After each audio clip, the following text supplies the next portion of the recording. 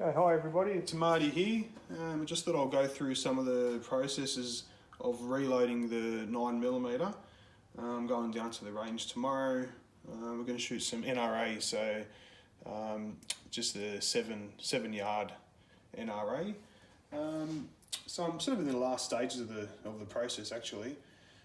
Just thought I'd just take a quick video just to see if anyone's interested in the way that I do it. So I've already resized everything, primed it all.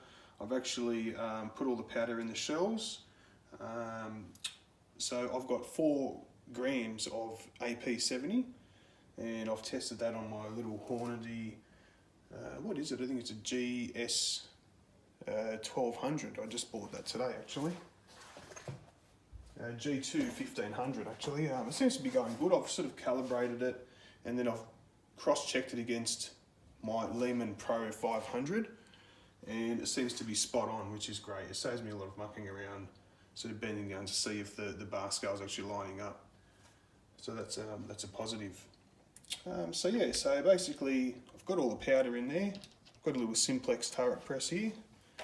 Nice solid little thing. So I've been using Daniel Repicoli projectiles, 125 grain lead round nose. And we're just going to seat the projectiles now. And what I have been doing is just checking the overall length to see if they're consistent. And that's 1.1095. So they've sort of been quite sort of consistent, I guess, between 1.1095 and sort of 1.110. So that's pretty good. Oh, sorry, 1.1, yeah, 10. So we'll do a couple and then you can just see how consistent it is. Let's go ahead and do this.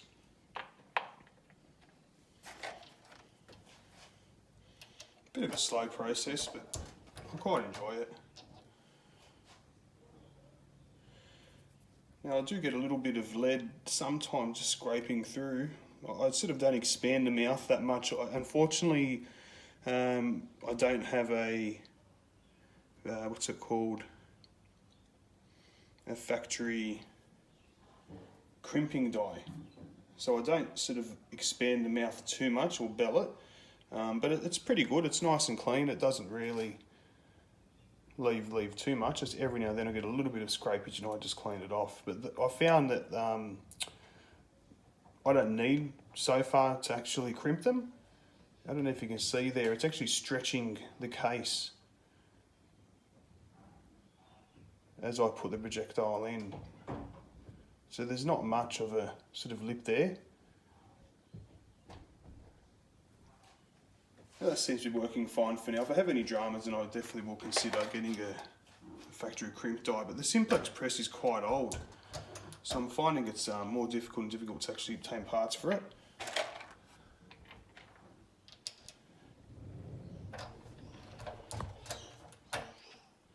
And we'll just do a spot check on the length there. And that's, once again, it's quite consistent, which is why I like this little press. It's 1.1095. It seems a little bit short, possibly for some people. However, I've noticed I've got a CZ75 Shadow SPO one.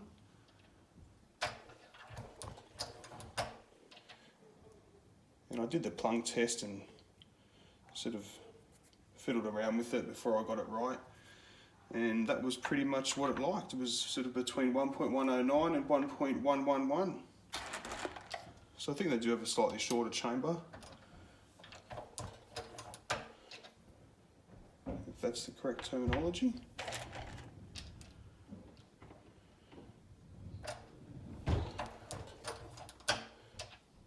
See, that one scraped a little bit there. I'll let that focus. So it's not ideal. I probably do need to bell them a little bit further and then crimp them to close them back up, but I just sort of gave it a bit of a brush and that's pretty clean there.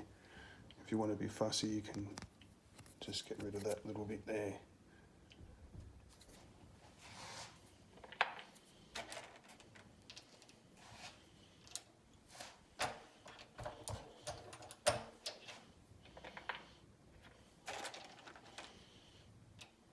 have found you need to really, with this press, just go all the way up. If you do it a little bit lightly, it does make all the difference.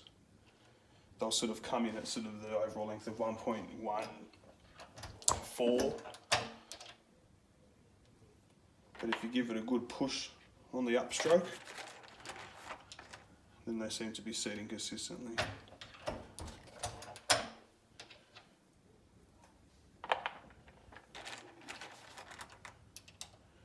Now I have recently bought a Lee Classic Cast single stage press. I'll show you, but the phone's actually, I'm using that as a mount for the phone, for the camera there. I'm just going to use that strictly for rifle cartridges. I've heard some good things about them. A very solid unit.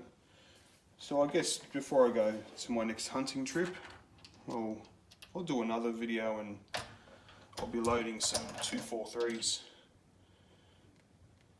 And it'll be a bit of a test as well because I haven't actually used it yet.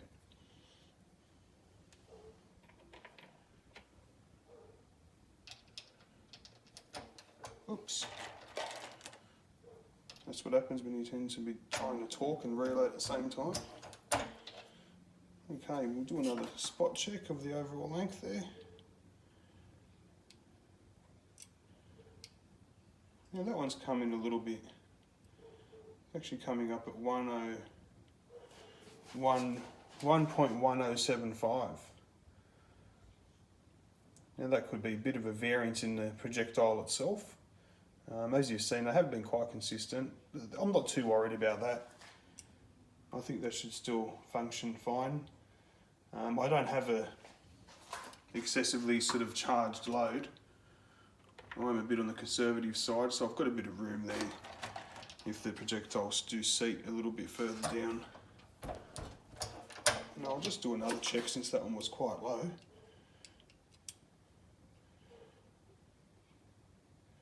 And that's sort of gone back up now to 1.110. So really I would expect 1.1095 to 1.110. So I think we'll just keep on pushing on. I'm happy with that.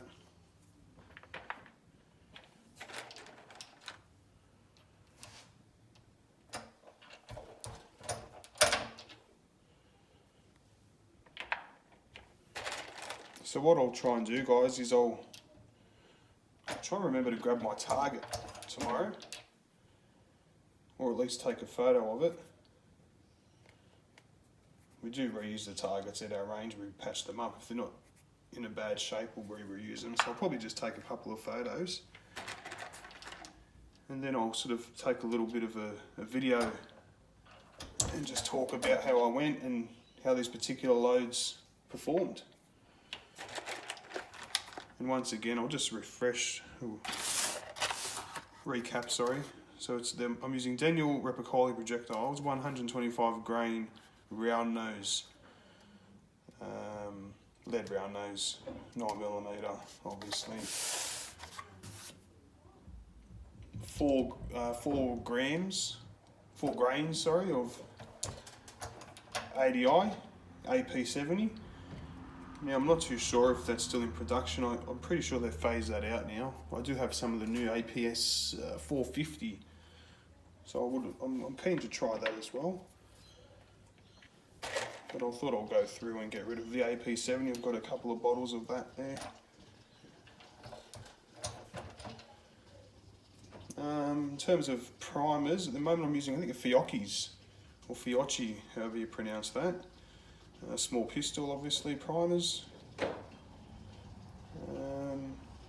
They performed quite well last week, didn't have any problems at all. And the shells here, Celia and Bellet, I think they are. Yes, S&B, Celia and Bellet, I think they pronounce it. So I do like to keep things quite consistent.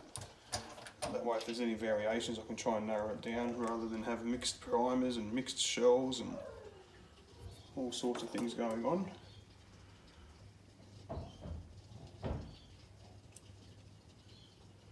Yeah, that's another one at 1.107. So I dare say there may just be some slight variances either. Yeah, it's hard, or 1.0, yeah, 1.07. It could be slight variances in the projectiles, but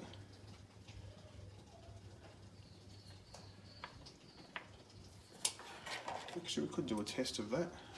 So I'll grab a projectile here. And we've got 0.5715. I'll grab another one.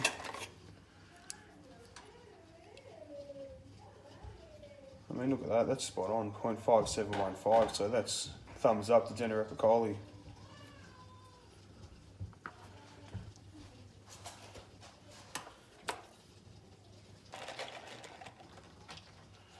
So I might give that another one now and just re-measure it. And if that's low, I may need to actually wind it out a little bit. No, we're back to normal now. We're back to sort of what the average is, which is 1.1095, so keep on pushing on.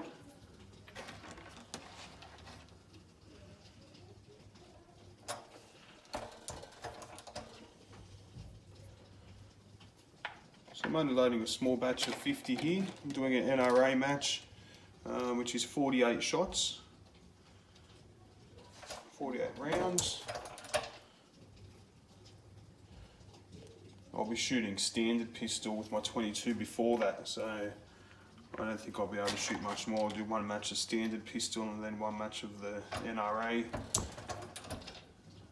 And I think that'll be me for the day.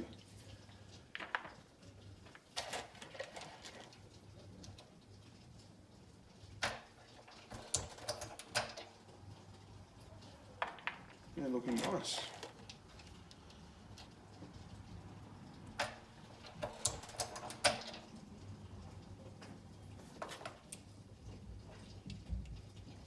Yeah, back on to 1.109.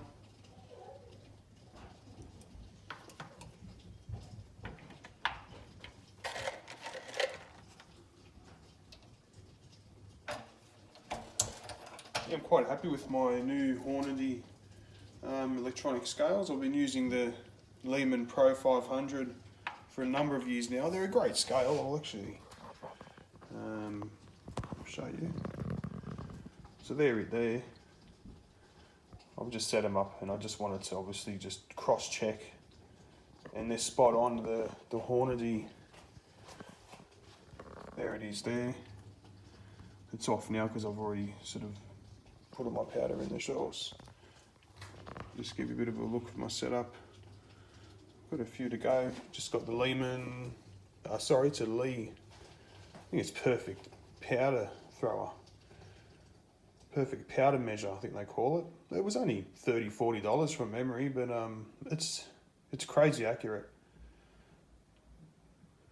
I tested it and it was just throwing consistently 4 grains. I did about 10 in a row. So for the price, you can't go wrong.